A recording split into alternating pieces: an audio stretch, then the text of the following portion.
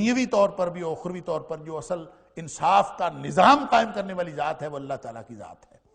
ان الدین عند اللہ الاسلام، سبحان اللہ۔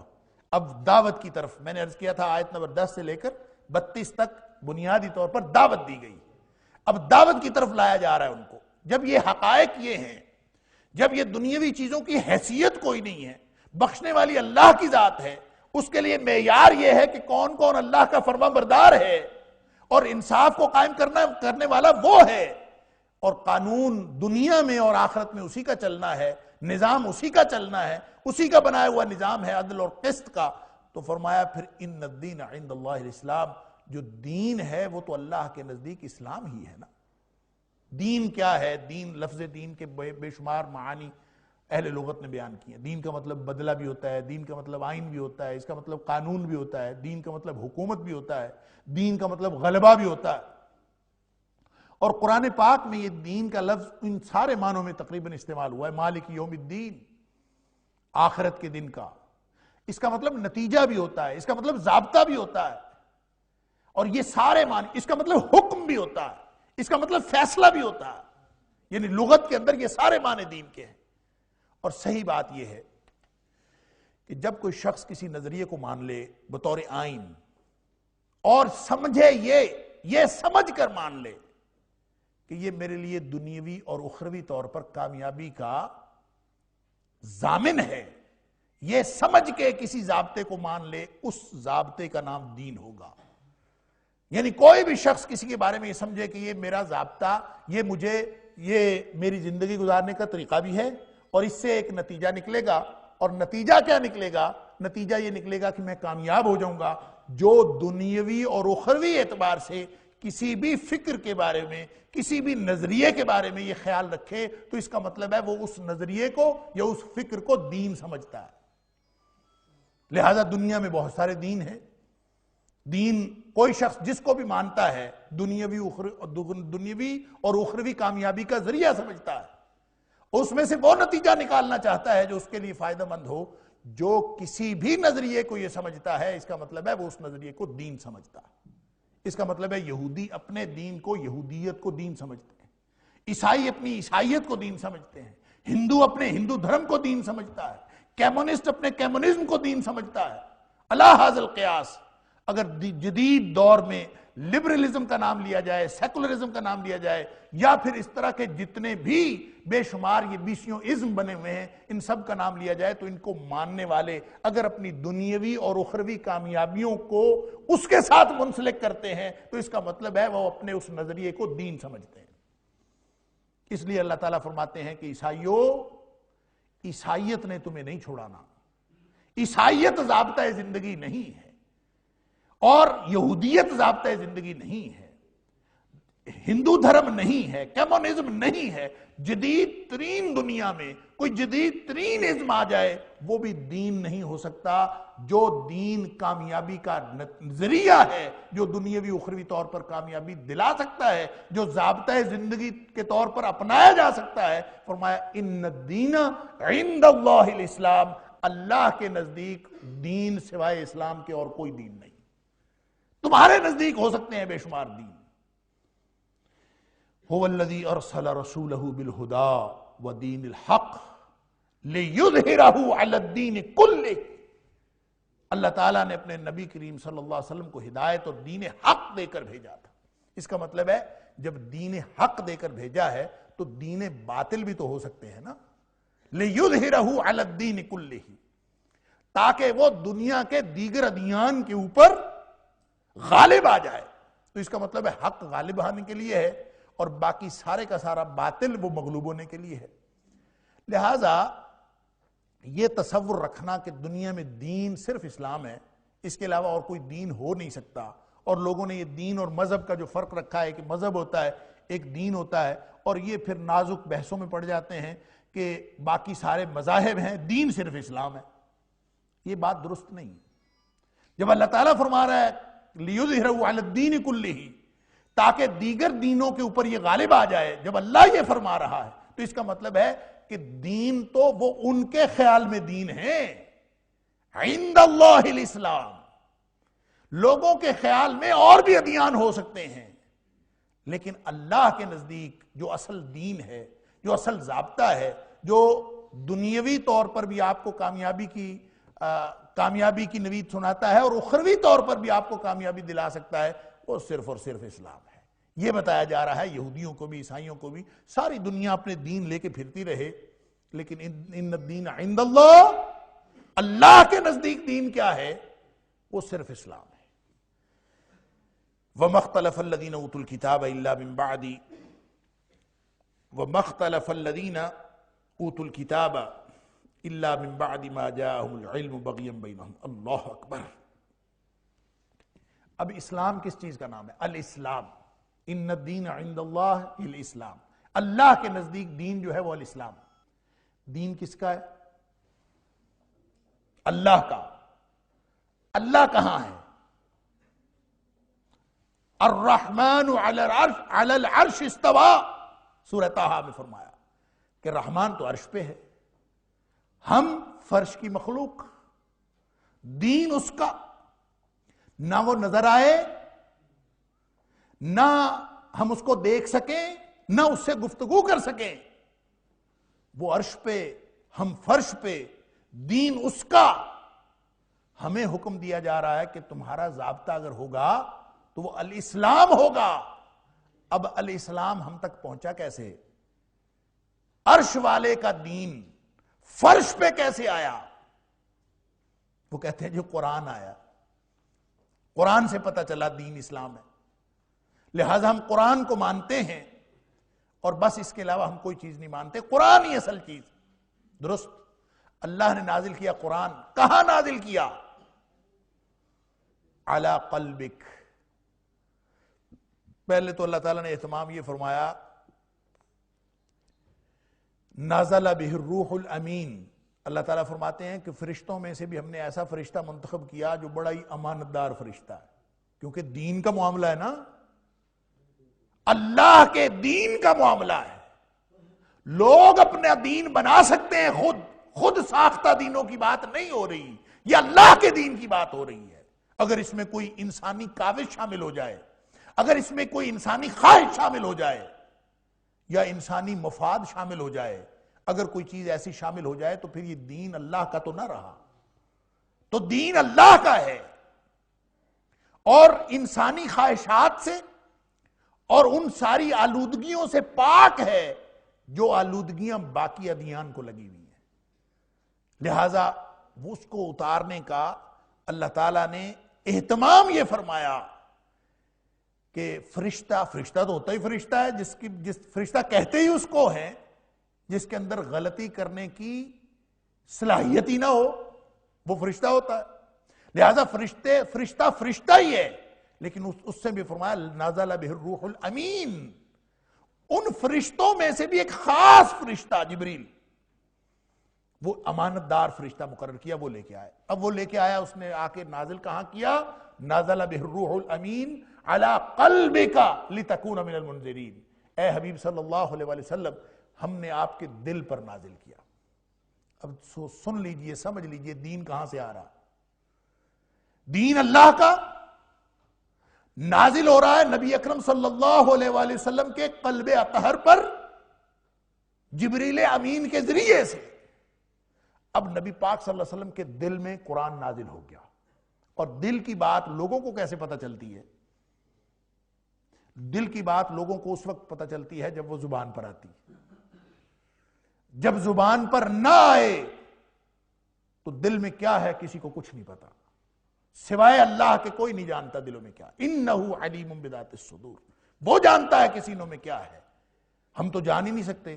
تو اس کا مطلب ہے کہ نبی کریم صلی اللہ علیہ وآلہ وسلم نے بتایا نا، آپ کی زبان اقدس نے بتایا کہ اللہ نے دین کیا نازل کیا ہے، اور اس میں وہ جو شامل ہونے والی بات تھی آلودگیوں کی، انسانی خواہشات کی اور انسانی مفادات کی، کوئی آلودگی شامل ہو جائے اس کے لیے اہتمام یہ فرمایا کہ یہ جس کے قلب اطہر پر نازل ہوا ہے، فرمایا وما ينطق عن الهوى ان هو الا وحی یوحى، یہ دین کے معاملے میں اپنی مرضی سے بولتا ہی نہیں۔ وما ينطق عن الهوى، یہ اپنی خواہش سے نہیں بولتا، ان ہوا الا وحی یوحا، اوپر سے وحی آتی ہے تو پھر بولتا ہے۔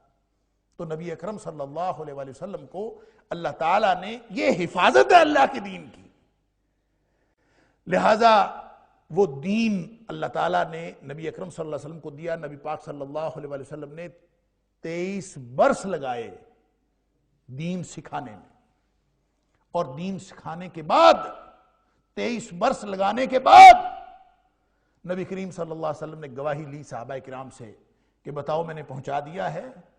سب نے کہا قد بلغتا وادیتا ونصحتا، اے اللہ کے رسول آپ نے پہنچا دیا ہے۔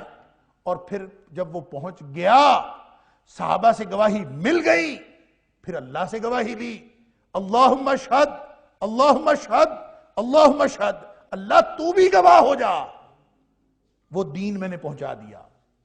اور فرمایا پھر اللہ تعالیٰ نے گواہی دی، الیوم اکملت لکم دینکم واتممت علیکم نعمتی ورضیت لکم الاسلام دینا، آج دین مکمل ہو گیا، دین مکمل ہو گیا، نعمت کا اتمام ہو گیا، ورضیت لکم الاسلام دینا، جو میں نے دین تمہارے لیے پسند کیا ہے نا، وہ یہودیت نہیں ہے، عیسائیت نہیں ہے، وہ دنیا کے کسی ذہن کی بناوٹ، ذہن کسی فکری الجھن کسی کی نہیں ہے، کوئی عزم نہیں ہے۔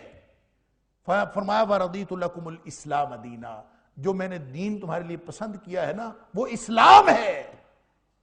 اور وہ اسلام کون سا ہے؟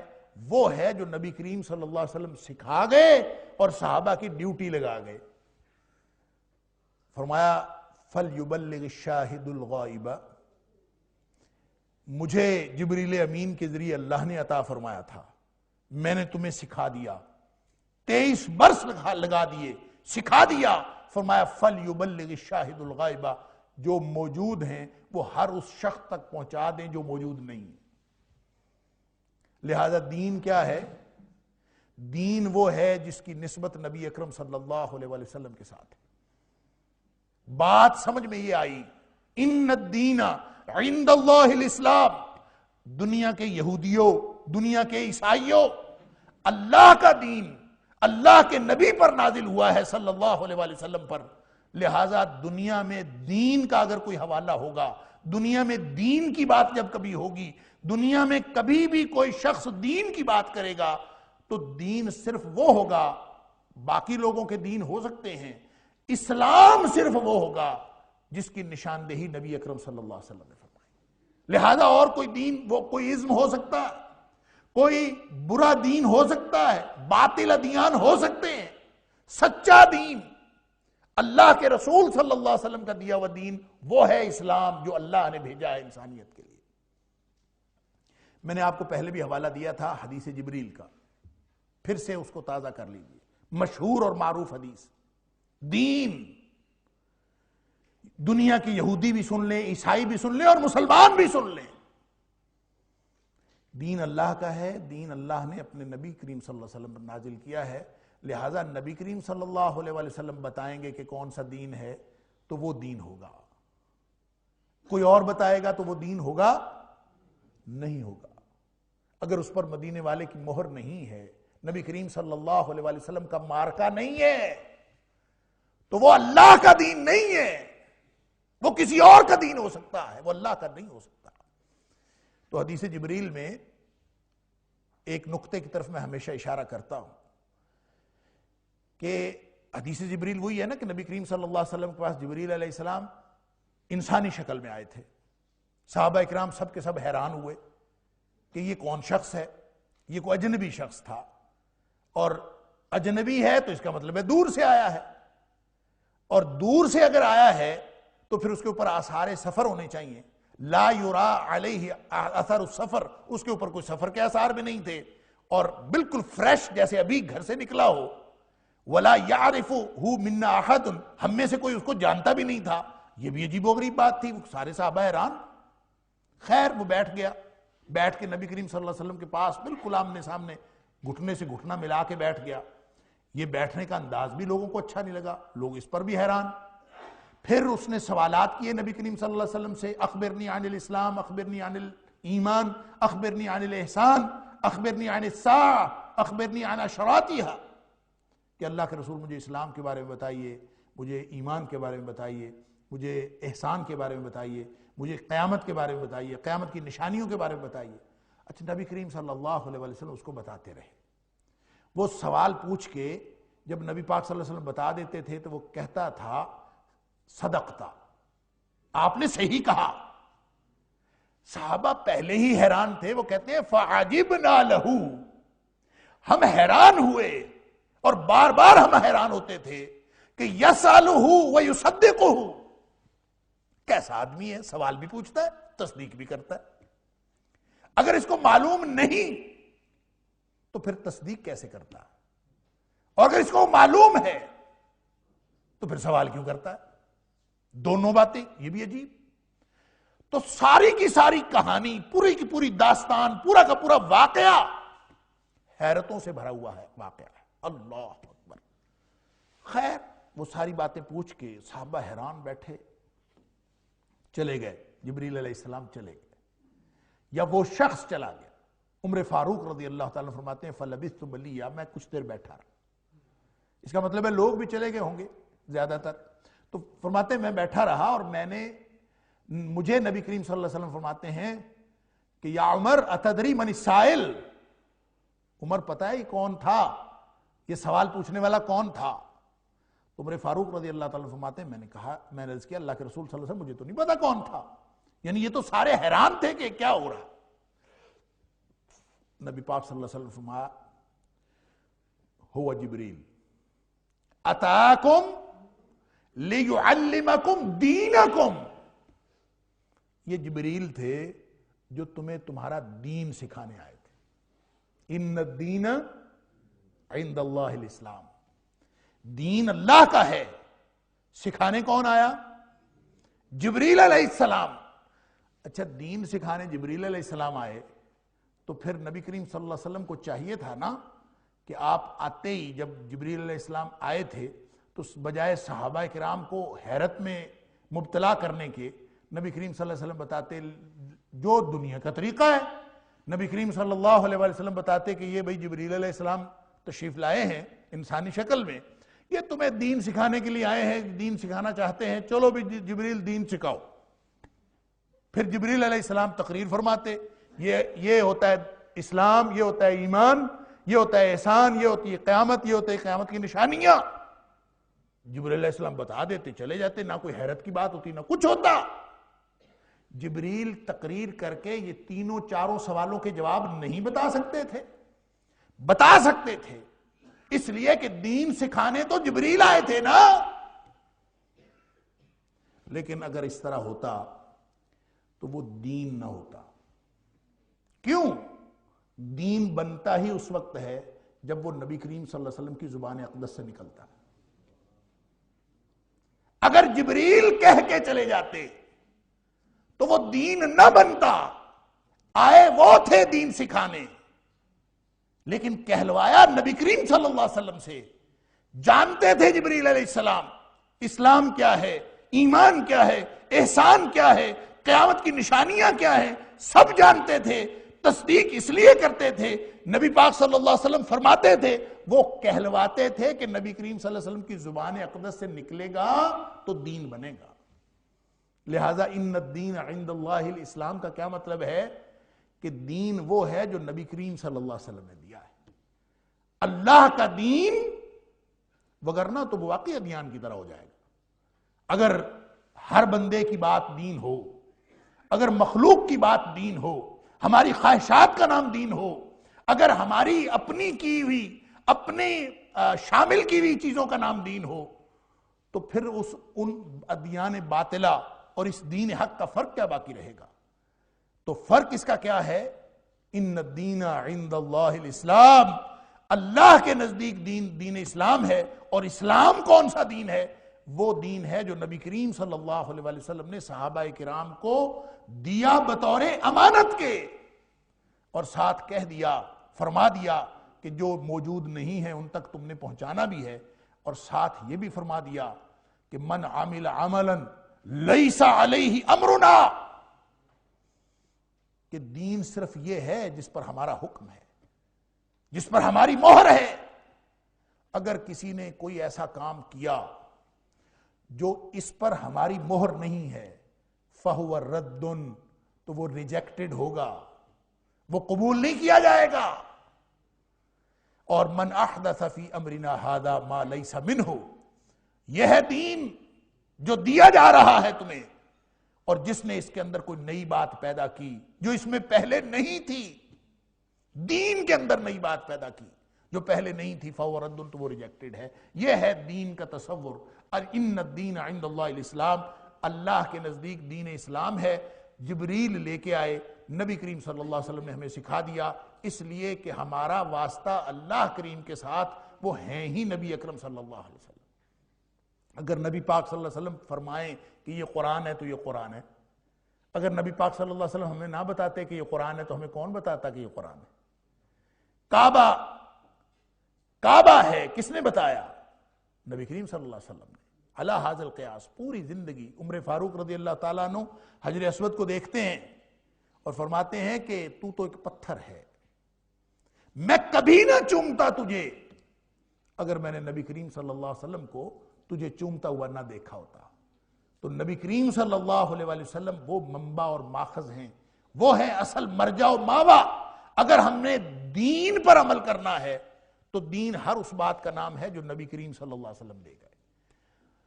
اب آگے اس کی تفصیلات بھی آئیں گی. وَمَا اخْتَلَفَ الَّذِينَ أُوتُوا الْكِتَابَ، اب جو یہودی ہے، جو عیسائی ہے، جو کوئی بھی ہے، اس کو یہی دین ماننا پڑے گا. کون سا والا؟ جو نبی کریم صلی اللہ علیہ وسلم لائے ہیں. اب اگر یہودی کہے کہ ہم بھی اسلام پر ہیں، حضرت آدم علیہ السلام سے لے کر نبی اکرم صلی اللہ علیہ وسلم سے پہلے حضرت عیسیٰ علیہ السلام تک بھی تو اسلام ہی آیا نا. ہم کہتے ہیں دین تو دین تھا ایک ہی، شریعتیں مختلف ہیں. تو کوئی شخص کہے کہ میں دین پر عمل کر رہا ہوں یہودیت پر عمل کرتے ہوئے، کوئی شخص کہے میں دین پر عمل کر رہا ہوں عیسائیت پر عمل کرتے ہوئے، اب وہ ورژن دین کا نہیں چلے گا. اب اسلام کس چیز کا نام ہے؟ اس کا معیار نبی اکرم صلی اللہ علیہ وسلم کی ذات اقدس ہے. لہٰذا نبی پاک صلی اللہ علیہ وسلم کا فرمان ہے، اللہ اکبر، مسلم شریف کی حدیث ہے کہ والذی نفس محمد بیدہ، نبی اکرم صلی اللہ علیہ وسلم نے اللہ کی قسم اٹھائی، اس ذات کی قسم ہے جس کے قبضہ قدرت میں محمد کریم صلی اللہ علیہ وسلم کی جان ہے. فرمایا لا یسمع بی احد من ہذہ الامہ، اس امت میں سے کوئی بھی شخص ہو، یہودی ولا نصرانی، چاہے وہ یہودی ہو، چاہے وہ عیسائی ہو، چاہے وہ کسی ازم کو ماننے والا ہو، وہ کچھ بھی ہو، وہ اس وقت تک اس کے کان میں یہ بات پڑ گئی، اس کو کہیں سے پتا چل گیا، یہ خبر مل گئی کہ اللہ کے نبی محمد کریم صلی اللہ علیہ وسلم تشریف لا چکے ہیں، وہ دین اپنے فائنل ورژن میں آ گیا ہے، اور دین کا جو آخری شریعت ہے وہ آ گئی ہے. جس کو یہ پتا چل گیا، اللہ اکبر، ثم یموت ولم یؤمن بالذی ارسلت بہ، نبی پاک صلی اللہ علیہ وسلم فرماتے ہیں جو مجھے دیا گیا تھا، جو میں لے کے آیا ہوں، اس پر ایمان نہیں رکھتا. ویسے کہتا ہے میں دین پر عمل کر رہا ہوں، ویسے کہتا ہے میں اللہ کے دین کی بات کرتا ہوں، ویسے کہتا ہے میں اسلام کی بات کرتا ہوں، لیکن وہ نہیں مانتا جو میں لے کے آیا ہوں. نبی پاک صلی اللہ علیہ وسلم وَلَمْ يُؤْمِن بِالَّذِي أُرْسِلْتُ بِهِ، جو میں لے کے آیا ہوں اس کو نہیں مانتا، اور پتہ نہیں کس کس کو مانتا ہے، اور چیزوں کو دین سمجھتا ہے، باوجود اس بات کے کہ لوگوں نے بتایا کہ نبی کریم صلی اللہ علیہ وسلم تشریف لے آئے ہیں. اب جو حق ہے، جو دین حق ہے، وہ تو وہی ہے جو نبی پاک صلی اللہ علیہ وسلم کی زبان اقدس سے نکلا، آپ کے اعمال و افعال سے، من قول او فعل او تقریر، نبی پاک صلی اللہ علیہ وسلم کے اقوال سے، آپ کے اعمال سے، یا نبی اکرم صلی اللہ علیہ وسلم نے جو صحابہ اکرام کے اعمال برقرار رکھے، ان سے جو کچھ ثابت ہوا وہ ہے نا دین. لہذا نبی پاک صلی اللہ علیہ وسلم نے فرمایا جو اس کو نہیں مانتا، وہ اس امت سے ہو، امت دعوت ہو یا امت اجابت ہو. امت اجابت وہ ہے جو کہتے ہیں ہم نبی کریم صلی اللہ علیہ وسلم کو مانتے ہیں. امت دعوت وہ ہے جو ہیں اس زمانے کے لوگ، چاہے وہ یہودی عیسائی ہیں جو نبی پاک صلی اللہ علیہ وسلم کو نہیں مانتے، وہ امت دعوت ہے۔ نبی کریم صلی اللہ علیہ وسلم فرمایا اس پوری امت میں سے چاہے وہ امت دعوت ہے، چاہے وہ امت اجابت ہے، چاہے وہ اپنے آپ کو مسلمان کہنے والا ہے، چاہے وہ یہودی عیسائی کہنے والا ہے، کسی بھی ازم کا ماننے والا ہے، فرمایا اس کو پتہ چل گیا، اس کو خبر مل گئی، اس نے سن لیا کہ نبی کریم صلی اللہ علیہ وسلم تشریف لائے ہیں، اور اس کے بعد میری لائی ہوئی ہدایت پر عمل نہیں کرتا، اس پر ایمان نہیں رکھتا، کسی اور چیز کو مانتا ہے، تو فرمایا اِلَّا كَانَ مِنْ أَصْحَابِ النَّارِ، وہ جہنم میں جائے گا۔ جنت میں لے جانے والا دین وہ صرف اللہ کے رسول صلی اللہ علیہ وسلم والا دین ہے، جس پر مدینے والے کی مہر ہے، صرف وہ دین ہے۔ اللہ اکبر۔ وَمَا اخْتَلَفَ الَّذِينَ أُوتُوا الْكِتَابَ، فرمایا نہیں اختلاف کیا ان لوگوں نے جن کو کتاب دی گئی، إِلَّا مِن بَعْدِ مَا جَاءَهُمُ الْعِلْمُ، حالانکہ ان کے پاس علم آ بھی گیا، العلم جو اللہ نے نازل کیا وہ ان کے پاس آ گیا، کتاب ان کو دی گئی، سب کچھ ان کے پاس تھا، لیکن اس کے باوجود انہوں نے اختلاف کیا۔ فرمایا یہ اختلاف اس لیے کیا بغیم بینہم، کہ یہ انہوں نے آپس کی سرکشی کے باعث کیا۔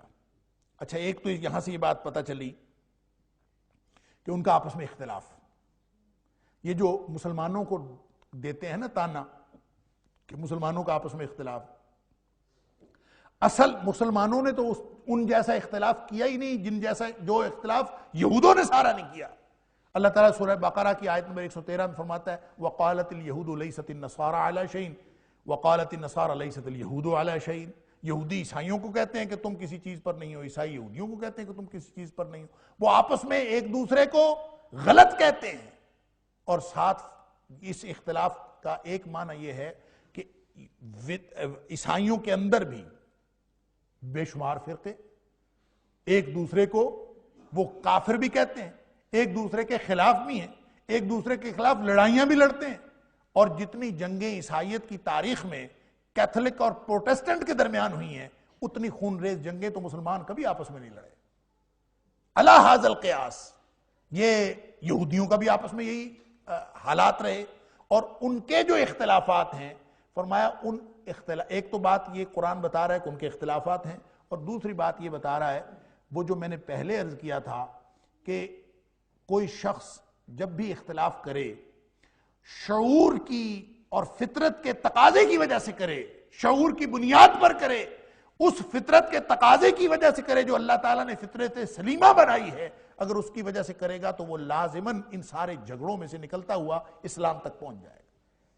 لیکن فرمایا بغیم بینہم، اختلاف تو انہوں نے کیا ہے بدبختوں نے، لیکن اس کی وجہ کوئی شعور کا تقاضا نہیں تھا یا فطرت کی پکار نہیں تھی، فرمایا اس کی وجہ بغیم بینہم تھا۔ یہ ہے وہ اصل خرابی۔ بغی اصل میں لوگوں نے اس کا معنی سرکشی کیا ہے، آپس کی سرکشی کے باعث، زدم زدہ بھی لوگوں نے اس کا ترجمہ کیا، زدم زدہ، تو سمجھ لیجئے بغی کیا ہوتا ہے۔ بغی سرکشی کو اور بغاوت کو بھی کہتے ہیں۔ حقیقت میں بغی کا معنی ہوتا ہے حد سے آگے بڑھنا، بلکہ اگر اس کو لغت میں مور سپیسیفکلی دیکھیں تو زیادہ تخصیص کے ساتھ دیکھنے سے یہ بات سمجھ میں آتی ہے کہ بغی حد سے بڑھنا نہیں ہوتا، بغی کہتے ہیں حد سے بڑھنے کی خواہش کو، کہ میں اس سے بڑھ جاؤں، حدود کراس کر دینے کی جو خواہش ہے وہ بغی ہے۔ تو اس کا مطلب یہ ہوا کہ بغیم بینہم، بینہم کے لفظ نے، یعنی بغی کا مطلب یہ ہے اگر بینہم ساتھ نہ ہوتا تو اس کا مطلب یہ ہوتا کہ حد سے بڑھ جانے کے لیے، اللہ اور اس کے رسول صلی اللہ علیہ وسلم کی لگائی ہوئی حدود سے بڑھ جانے کے لیے وہ ہر وقت سرگرم عمل رہے، اپنی انفرادی نوعیت میں، اپنی ذاتی نوعیت میں وہ حد سے بڑھ جانے کی خواہش رکھتے تھے، چاہے بڑے ہوں حد سے چاہے نہ بڑے۔ لیکن جب سب ساتھ بینہم کی آ گئی تخصیص تو اس کا مطلب یہ ہوگا کہ یہ ایک دوسرے کے مقابلے میں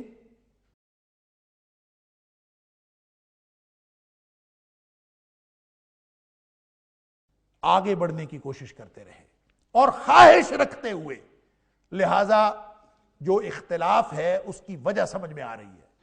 یہود و نصارہ کے اندر جو اختلاف ہے اس کی وجہ اللہ تعالیٰ فرما رہے ہیں بغیم بینہم، کیا مطلب؟ ایک دوسرے کے اوپر برتری جتانا، برتری کی خواہش، دوسرے کو نیچا دکھانا، اس کے علاوہ اور کوئی وجہ نہیں ہے. یعنی کوئی شعور کا تقاضا، کوئی فطرت کی پکار، کوئی علمی وجہ، ایسی کوئی وجہ اختلاف کی تھی نہیں سرے سے. العلم آ گیا تو اللہ تعالیٰ سورہ بقرہ کی آیت نمبر 213 ہے غالباً، اس میں فرمایا کہ فَاخْتَلَفَ فِيهِ إِلَّا الَّذِينَ أُوتُوهُ مِن بَعْدِ مَا جَاءَتْهُمُ الْبَيِّنَاتُ بَغْيًا بَيْنَهُمْ، کہ یہ ان کو قرآن دے دیا گیا، اس کے پہلے تورات دے دی گئی، انجیل دے دی گئی، اور تورات انجیل آ جانے کے باوجود جن کو دی گئی تھی انہوں نے اختلاف کیا. اختلاف علمی نہیں تھا، شعور کے تقاضے اور فطرت کی پکار کے مطابق نہیں تھا، بلکہ وہ سارے کا سارا ایک دوسرے پر برتری جتانے کے لیے، ایک دوسرے سے آگے بڑھ جانے کے لیے. اور نبی اکرم صلی اللہ علیہ وسلم کے ساتھ بھی تو ان کا اختلاف یہی تھا نا. وہ تو انتظار کر رہے تھے کہ نبی کریم صلی اللہ علیہ وسلم ایک آخری نبی آنے والا ہے. وہ تو ایک دوسرے کو باقاعدہ یہ کہانیاں سنایا کرتے تھے اور تورات کا یہ حکم بتایا کرتے تھے کہ ایک نبی آنے والا ہے اور اس کے ہاتھ پر اللہ تعالیٰ ہمیں فتح دے گا. تو نبی کریم صلی اللہ علیہ وسلم جب تشریف لائے تو انہوں نے مخالفت کی، تو وہ بھی صرف اور صرف اسی وجہ سے کی کہ اب بنی اسرائیل میں سے نہیں آیا، یہ بنی اسماعیل میں سے آیا. یہی ان کی وجہ تھی اختلاف کرنے کی، بغیم بینہم، جو پہلے عادت پڑی ہوئی تھی اسی وجہ سے. فرمایا وَمَن يَكْفُرْ بِآيَاتِ اللَّهِ فَإِنَّ اللَّهَ سَرِيعُ الْحِسَابِ. دیکھیں وجہ کوئی بھی ہو، ان کا آپس کا اختلاف ہو، باہمی اختلاف عیسائیوں کا، باہمی اختلاف یہودیوں کا، یا یہودیوں عیسائیوں کا آپس کا اختلاف ہو، یا پھر ان کا اسلام کے ساتھ اور نبی اکرم صلی اللہ علیہ وسلم کے ساتھ اختلاف ہو، سارے کے سارے اختلاف کی وجہ آگے بڑھ جانے کی خواہش ہے اور اس کے علاوہ کچھ نہیں. اسی کو تکبر کہتے ہیں. نبی اکرم صلی اللہ علیہ وسلم نے فرمایا بطر الحق وغمت الناس. صحابہ نے پوچھا تھا نا اللہ کے رسول صلی اللہ علیہ وسلم تکبر کیا ہوتا ہے؟ کسی شخص کو اچھا کرتا پہنے ہوئے دیکھا، بہت قیمتی کرتا اس نے پہنا ہوا تھا، تو صحابہ کرام نے نبی کریم صلی اللہ علیہ وسلم سے عرض کیا اللہ کے رسول صلی اللہ علیہ وسلم دیکھیں کتنا تکبر کیا ہوا اس نے. نبی کریم صلی اللہ علیہ وسلم فرمایا نہیں، یہ تکبر نہیں. اچھے کپڑے پہن لینا یا اچھا کرتا پہن لینا، اللہ تعالیٰ کی نعمتوں سے اور اعلیٰ ترین نعمتوں سے مستفید ہو جانا، یہ تکبر نہیں ہے. تکبر کیا ہے؟ فرمایا تکبر یہ ہے بطر الحق وغمت الناس، حق کا انکار کرنا اور لوگوں کو حقیر سمجھنا. اور یہ جو بغیم بینہم ہے نا، یہ بھی ایک دوسرے سے آگے بڑھنے کی خواہش ہوتی ہے، میں آگے بڑھ جاؤں. یہی ہے اصل میں جو بنیادی قوموں کے اندر جو سب سے زیادہ جو زوال کی وجہ ہے، وہ یہی ہے کہ ایک دوسرے سے آگے بڑھنے کے لیے حق کا انکار ہوتا چلا جاتا ہے. حق نہیں ماننا، صرف وہ چیز ماننی ہے جو آپ کو دوسرے کے مقابلے میں فائدہ دے. جب یہ بنیاد بنتی ہے تو قوموں کے اوپر تباہی و بربادی آتی ہے، دنیاوی اعتبار سے بھی اور اخروی اعتبار سے بھی. اور فرمایا کہ یہود و نصارہ کے اندر یہی بنیادی خرابی تھی.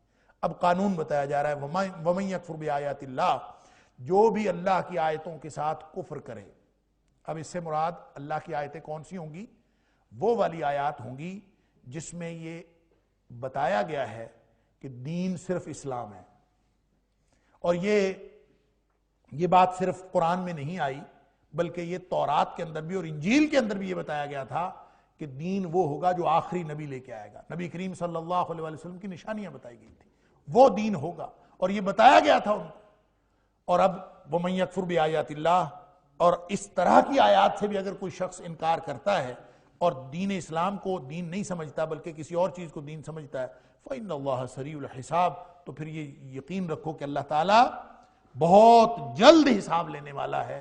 یہ ایسا نہیں ہے کہ یہ اسی طرح چلتا رہے گا اور یہ معاملہ کبھی کبھی ختم نہیں ہوگا. ان قریب سارا کچھ تلپٹ ہو جانے والا ہے، ساری یہ بساط لپیٹ دی جانے والی ہے، اس کے بعد اللہ تعالیٰ حساب کرے گا. فرمایا فَإِنْ حَاجُّوكَ، اے حبیب صلی اللہ علیہ وآلہ وسلم، پھر بھی اگر یہ آپ سے جھگڑا کرتے ہیں، آپ کے ساتھ کٹ حجتی کرتے ہیں اور دلائل کا تبادلہ کرنے کی کوشش کرتے ہیں، دلائل تو ہیں ہی نہیں ان کے پاس، کٹ حجتیاں ہیں، فَقُلْ، تو آپ اعلان فرما دیجئے أَسْلَمْتُ وَجْهِيَ لِلَّهِ وَمَنِ اتَّبَعَنِ، میں تو اسلام لایا اور ہر وہ شخص جو میری پیروی کرتا ہے، جس نے میری پیروی کی وہ بھی اسلام لے آیا. ہم سب نے تو اسلام قبول کر لیا. اسلمتو کا معنی ہم نے اسلام قبول کر لیا. وجہیہ، وجہن بنیادی طور پر چہرے کو کہتے ہیں، اصل میں چہرے کو نہیں کہتے. لغت میں چہرے کو نہیں کہتے. لغت میں وجہ کا مطلب ہوتا ہے کسی بھی شخص کا وہ حصہ. وجہ کا مطلب ہوتا ہے رخ. اس رخ کو وجہ کہتے ہیں جو کسی بھی شخصیت میں سب سے پہلے نظر آتا ہے. جو پہلو سب سے پہلے کسی کے سامنے آئے اس کو وجہ کہتے ہیں. تو انسان کی شخصیت میں چونکہ سب سے پہلے انسان جس کو دیکھتا ہے وہ چہرہ، اس لیے چہرے کے اوپر یہ لفظ وجہ بولا جانے لگا. اب اس کا مطلب ایک حصہ بھی ہے. وجہ النہار، وجہ النہار قرآن پاک کے اندر آتا ہے. تو اس کا مطلب جب یہ کسی شخصیت کے لیے آتا ہے وجہ کا لفظ، تو اس سے مراد چہرہ بھی ہے، لیکن حقیقت میں پوری شخصیت مراد ہے. کہ جس شخصیت کا سب سے نمایاں پہلو چہرہ ہوتا ہے اس کو ہم چہرہ مراد لے لیتے ہیں بعض اوقات اگر تخصیص ہو، لیکن حقیقت بات یہ ہے کہ وجہ کا معنی پوری ذات ہوگی. اس سے مراد صرف چہرہ نہیں ہوگا. اور جب یہ کہا کہ اسلم تو وجہی للہ، میں نے اپنا چہرہ اللہ کا فرما بردار کر لیا، اللہ کا مطیع کر لیا، تو اس کا مطلب صرف چہرہ نہیں ہے بلکہ پوری کی پوری ذات ہے. بلکہ اس کو اسلم تو کا جو لفظ ہے یہ دیکھیں سین لام میم کا مادہ ہے. اسلام بھی اور اسلم تو بھی. اسلام سلامتی کا دین، سین لام میم اسی سے سلامتی ہے، اسی سے سلم ہے، اسی سے سلم ہے، اسی سے سلم ہے جس کو سیڑھی کہتے ہیں اوپر چڑھنے کی جگہ. علی ھذا القیاس بہت سارے اس کے معنی ہیں اسلام کے، لیکن ہر معنی کے اندر ایک یعنی تمام معانی کے اندر ایک مشترکہ بات ہے کہ اس کے اندر اطاعت، فرمانبرداری اور کسی چیز کو کسی چیز کے سپرد کر دینا کسی بلند مقصد کے لیے، یہ ہر ایک کے اندر شامل ہے. کوئی اعلیٰ مقصد حاصل کرنے کے لیے آپ کسی کو سپرد کر دیتے ہیں، کوئی فائدہ کر لینے کے لیے. تو اسلم تو کا مطلب ہوگا مطیع اور فرمانبردار ہونا بھی. اور اسلم یسلم اسلام جب یہ باب فعال سے آتا ہے تو اس کا مطلب ہوتا ہے اپنے آپ کو سپرد کر دینا. اسلم تو وجہیہ، میں نے اپنا آپ سپرد کر دیا. لہذا اسلام اصل میں ہے ہی کامل سپردگی کا نام. اس کے اندر معنویت یہ ہے کیا سپرد کرنا ہے اللہ کے. اصل میں وہ جو اللہ نے اختیار دیا تھا نا انسان بنا کے، وَهَدَيْنَاهُ النَّجْدَيْنِ إِنَّا هَدَيْنَاهُ السَّبِيلَ اما شاکرا و اما کفورا. اللہ نے ایک اختیار دیا تھا کہ یہ انسان تو بن گیا ہے، عقل و شعور دے دیا ہے، اب رستے تمہارے پاس دو ہیں، ان دو رستوں میں سے جو رستہ تم اختیار کرنا چاہو کر سکتے ہو. انسان یہ کہے کہ یا اللہ میں یہ اختیار استعمال نہیں کرنا چاہتا. اصل میں اس میں نقطہ یہ ہے کہ جب یہ دو راستوں کی بات کی جاتی ہے نا، اس کو سمجھنے کے لیے میں اکثر عرض کرتا ہوں کہ تھوڑی دیر کے لیے آپ یہ سمجھیں کہ انسان کو اختیار نہیں دیا گیا اور انسان بھی باقی مخلوقات کی طرح ایک مخلوق ہے. اگر یہ انسان باقی مخلوقات کی طرح ایک مخلوق ہوتا جیسا کہ اس کو اختیار دینے کے بعد اشرف المخلوقات بنا دیا گیا، وہ اگر اشرف المخلوقات نہ بنایا گیا ہوتا، اس کو شعور اور اختیار نہ دیا گیا ہوتا، تو انسان کیا ہوتا؟ انسان باقی مخلوقات کی طرح ہوتا. اور باقی مخلوقات کیا کر رہی ہیں؟ وہ ساری کی ساری اللہ کی بندگی کر رہی ہیں. ساری مخلوق اللہ کی بندگی کرتی ہے. الم تر ان اللہ یسبح له من فی السماوات والارض والطیر صافات، زمین و آسمان کی ہر چیز اللہ کی تسبیح بیان کرتی، اللہ کی اطاعت کرتی، اللہ کی بندگی کرتی. اور درمیان میں فضاؤں میں اڑنے والے جو پرندے ہیں، ساری مخلوق وہ ساری کی ساری اللہ کی بندگی کرتی. کل قد علم صلاتہ تسبیحہ، سب کو معلوم ہے کہ نماز کیا ہے اور تسبیح کیا ہے، ہر مخلوق کو معلوم. گویا کسی بھی پوری مخلوق کے پاس اللہ کی بندگی سے انحراف کا اختیار نہیں ہے.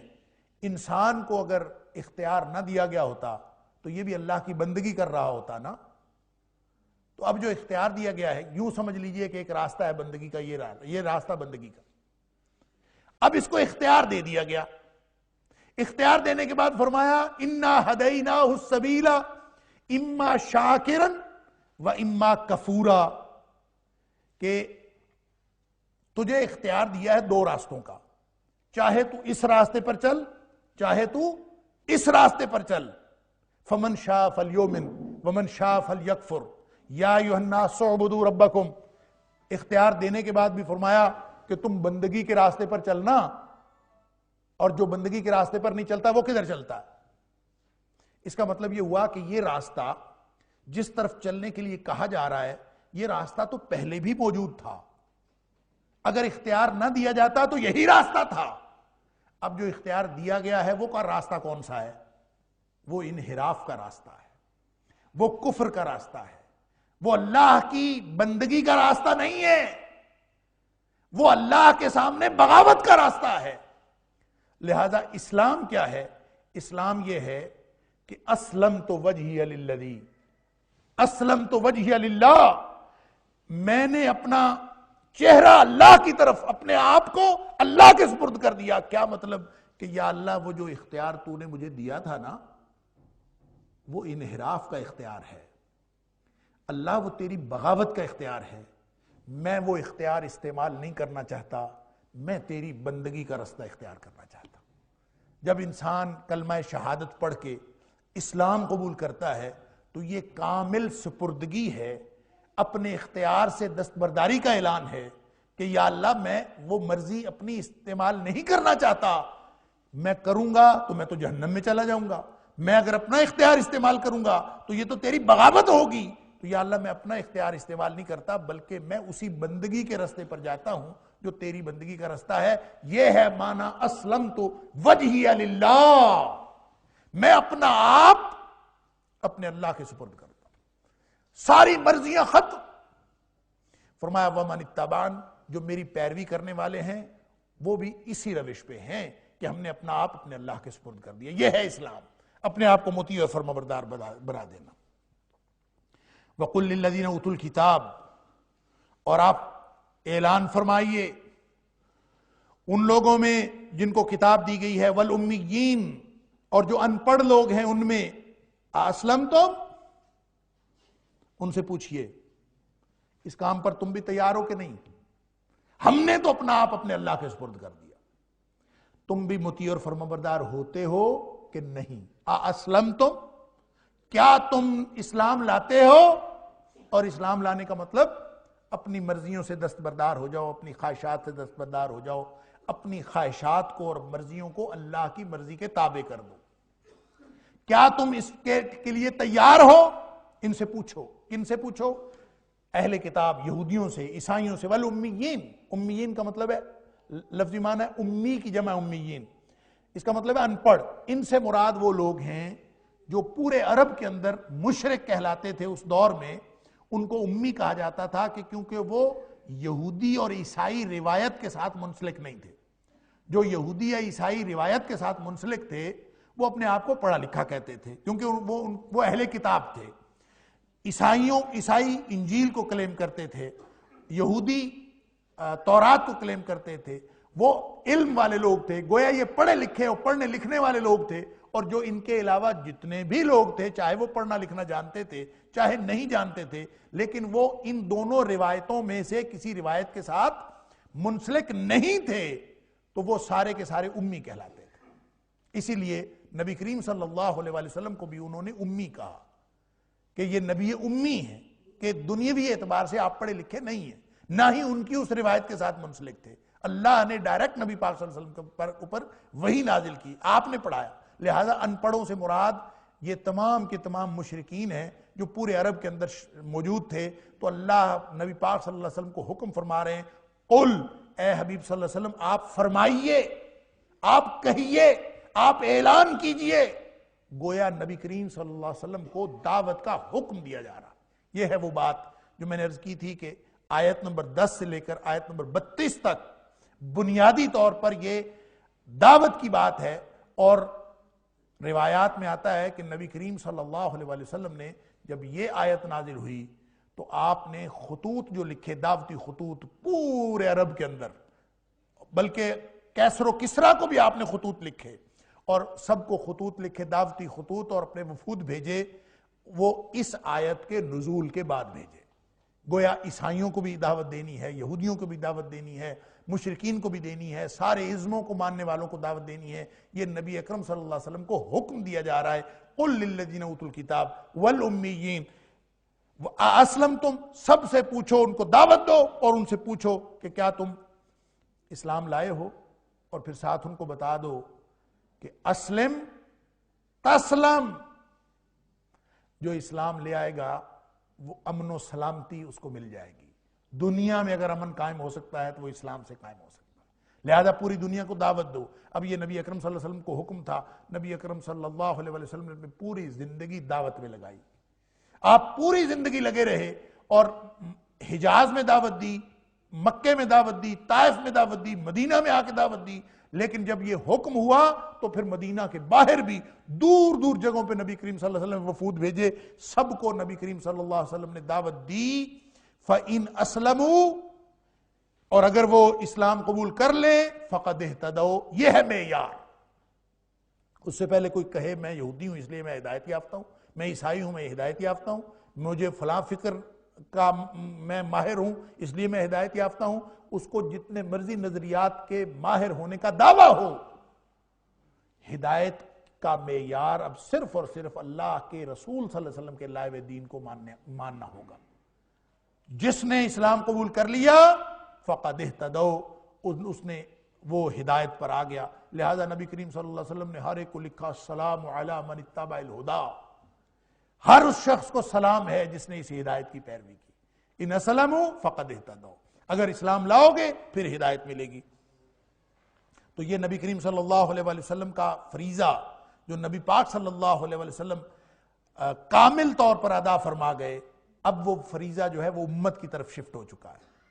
اب یہ اعلان گویا جو قل نبی پاک صلی اللہ علیہ وسلم کو فرمایا جا رہا ہے، حقیقت میں یہ ہم سب کو جو امتی ہونے کا دعویٰ کرتے ہیں ہم سب کو یہ حکم دیا جا رہا ہے۔ دنیا کے کسی کونے میں اگر کوئی کافر بے خبر مر گیا تو اس کی پکڑ ہم سے ہوگی، اس لیے ہوگی کہ یہ اعلان، یہ ہر ایک کو یہ معیار پیش کرنا، یہ نبی اکرم صلی اللہ علیہ وسلم کی ذمہ داری تھی، اور نبی کریم صلی اللہ علیہ وسلم نے سب کو پیش فرما دیا۔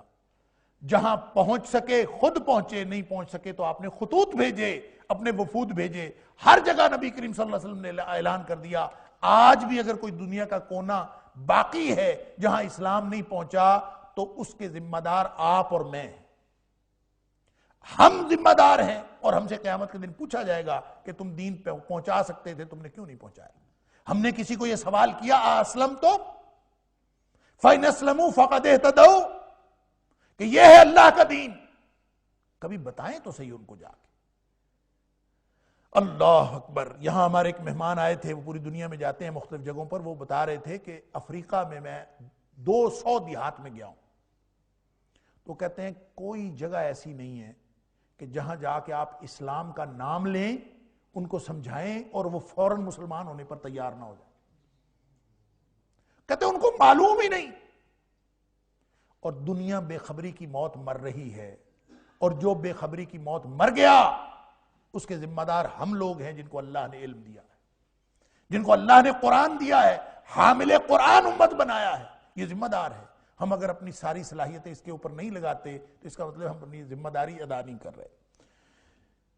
فرمایا فَإِنْ أَسْلَمُوا فَقَدْ اهْتَدَوْا وَإِنْ تَوَلَّوْا، آپ نے پہنچا دیا، اگر وہ پھر بھی منہ پھیرتے ہیں، فَإِنْ تَوَلَّوْا وَإِنْ تَوَلَّوْا، اور اگر وہ منہ پھیر لیتے ہیں، آپ کی بات نہیں مانتے، فَإِنَّمَا عَلَيْكَ الْبَلَاغُ، تو آپ کے ذمے پہنچا دینا ہے، ہدایت ہمارے ذمے نہیں ہے، نہ نبی کریم صلی اللہ علیہ وسلم کے ذمے تھی۔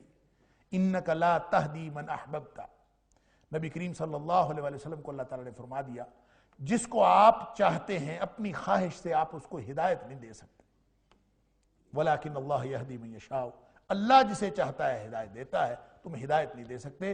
ہاں ان کو ہدایت کا راستہ بتانا یہ آپ کی ذمہ داری ہے، اور اگر آپ بتا دیتے ہیں اور پھر بھی وہ کوئی نہیں مانتا، جو مان جائے گا وہ بچ جائے گا، جو نہیں مانتا فَإِنَّمَا عَلَيْكَ الْبَلَاغُ، آپ کے ذمہ تو صرف اور صرف پہنچا دینا تھا، وہ آپ نے پہنچا دیا۔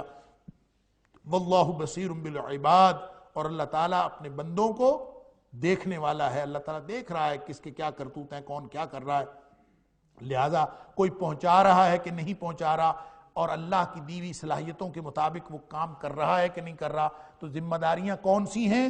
لا یکلف اللہ نفسا الا وسعها، کون کتنا ذمہ دار ہے، کون کتنی صلاحیت رکھتا ہے، کون کہاں کہاں دین کا پیغام پہنچا سکتا ہے، کون کیسا کردار پیش کر سکتا ہے، ہم جانتے ہوں یا نہ جانتے ہوں، اللہ خوب جانتا ہے۔ اللہ خوب جانتا ہے، واللہ بصیر بالعباد، کہ لوگ کیا کر رہے ہیں اور کیا نہیں کر رہے، اللہ اپنے بندوں کو دیکھتا ہے۔ ان الذین یکفرون بآیات اللہ ویقتلون النبیین بغیر حق ویقتلون الذین یأمرون بالقسط من الناس فبشرهم بعذاب علیم، بے شک وہ لوگ جو کفر کرتے ہیں اللہ کی آیتوں کا۔ یہ ونس اگین یہ آیات سے مراد کون سی آیات ہیں؟ جو آیات نبی کریم صلی اللہ علیہ وسلم کی نبوت کا پتہ بتاتی ہیں، ان کا انکار کرتے ہیں، چاہے اپنے آپ کو دیندار کہیں لیکن نبی کریم صلی اللہ علیہ وسلم کی بات نہیں مانتے، یا مطلقاً اللہ کی آیتوں کا کفر کرتے ہیں۔ وَيَقْتُلُونَ النَّبِيِّينَ بِغَيْرِ حق، اور قتل کرتے ہیں نبیوں کو بغیر حق کے۔ وَيَقْتُلُونَ الَّذِينَ يَأْمُرُونَ بِالْقِسْطِ مِنَ النَّاسِ، اور لوگوں میں سے جو لوگ انصاف کا حکم دیتے ہیں ان کو بھی قتل کرتے ہیں، دین کا حکم دینے والے، دین کا کام کرنے والے، ان لوگوں کو قتل کرتے ہیں۔ اللہ اکبر۔ مفسرین نے لکھا ہے کہ یہ آیت اصل میں ایک چیلنج کا سا انداز ہے یہودیوں اور عیسائیوں کے لیے، اور خاص طور پر یہودیوں کے لیے، کہ اے یہودیوں اور اے عیسائیوں، تمہاری اوقات کیا ہے، تمہارے دین کی سچائی اور حقیقت کیا ہے، تمہاری حقانیت کا دعوی باطل وہ اس قدر باطل ہے کہ تم تو نبیوں کو قتل کرتے رہے ہو، تمہارا کردار یہ ہے کہ تم نے اللہ کی آیتوں کو جھٹلایا۔ تورات میں نازل ہوا کہ نبی کریم صلی اللہ علیہ وسلم کی نشانیاں یہ ہیں، انجیل میں نازل ہوا کہ نبی کریم صلی اللہ علیہ وسلم کی نشانیاں یہ ہیں، تم نے جھٹلا دیا، اور تاریخ تمہاری یہ ہے کہ یقتلون النبیین بغیر حق، تم ناحق قتل کرتے رہے انبیاء کو، جو قرآن نے مختلف جگہوں پہ سورہ بقرہ کے اندر بھی فرمایا فریقاً کذبوا وفریقاً یقتلون، یا فریقاً کذبتم وفریقاً تقتلون، کہ کچھ نبیوں کو تو تم نے جھٹلایا، کچھ نبیوں کو سرے سے قتل ہی کر دیا۔ اللہ اکبر۔ تو فرمایا فبشرہم بعذاب علیم، ان کو عذاب علیم، دردناک عذاب کی خبر سنا دیجئے۔ فبشرہم کا مطلب ہوتا ہے خوشخبری، ان کو خوشخبری دے دیجئے۔ اللہ، ان کے لیے یہی نوید ہے، ان کے لیے یہی خبر ہے، اس سے اچھی کوئی خبر نہیں مل سکتی۔ یہ اس لیے اللہ تعالیٰ فرماتا ہے فبشرہم، ان کو خوشخبری دے دیجئے بعذاب علیم۔ اللہ اکبر۔ علامہ طبری نے اور علامہ ابن کثیر نے ایک روایت نقل کی ہے حضرت ابو عبیدہ بن جراح رضی اللہ تعالیٰ عنہ سے، کہ وہ حضرت ابو عبیدہ بن جراح رضی اللہ تعالیٰ عنہ نے نبی کریم صلی اللہ علیہ وسلم سے پوچھا کہ اللہ کے رسول صلی اللہ علیہ وسلم، قیامت کے دن سب سے زیادہ سخت عذاب کس کو ہوگا؟ فبشرہم بعذاب علیم ہے نا، تو سب سے زیادہ سخت عذاب کس کو ہوگا؟ تو نبی کریم صلی اللہ علیہ وسلم نے فرمایا سب سے سخت عذاب قیامت کے دن اس شخص کو ہوگا جس نے کسی نبی کو قتل کیا ہو، یا پھر اس نے کسی ایسے شخص کو قتل کیا ہو جو امر بالمعروف اور نہی عن المنکر کا کام کر رہا تھا۔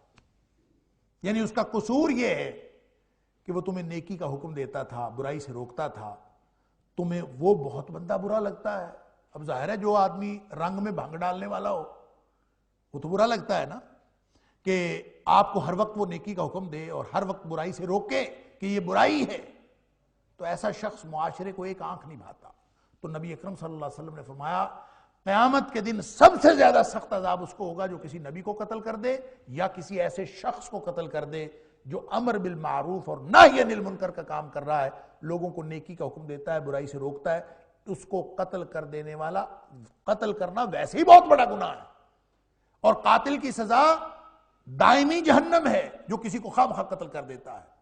لیکن فرمایا جو اس سب سے زیادہ سخت عذاب ہے وہ ان کے لیے ہے، اور یہ تشریح ہے فبشرہم بعذاب علیم کی، کہ ان کو خبر دے دیجئے، ان کے لیے سب سے بڑی خوشخبری یعنی ہو ہی نہیں سکتی کوئی اور سوائے اس کے کہ ان کے لیے دردناک عذاب۔ وقت ہو گیا، اللہ تعالیٰ مجھے اور آپ کو، ہم سب کو قرآن سمجھنے اور عمل کرنے کی توفیق عطا فرمائے۔ وآخر دعوانا الحمدللہ۔